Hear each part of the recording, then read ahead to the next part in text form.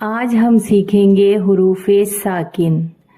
حروف ساکن وہ حرف ہوتا ہے جو کسی بھی لفظ کے لاسٹ میں آتا ہے۔ الف مد زبر آ، پے ساکن آپ۔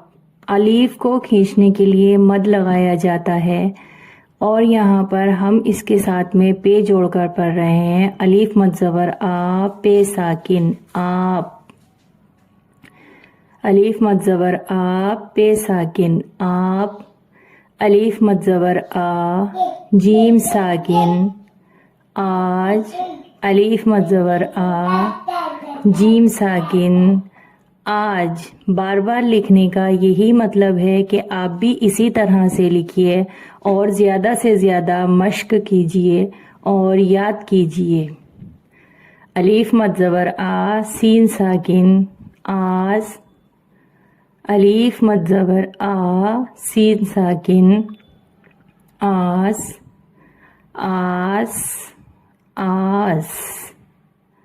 الف مد زبر آ، نون ساکن آن۔ الف مد زبر آ، نون ساکن آن آن آن۔ اسی طرح سے لکھتے جانا ہے آپ کو بھی۔ الف مد زبر آ، گاف ساکن آگ۔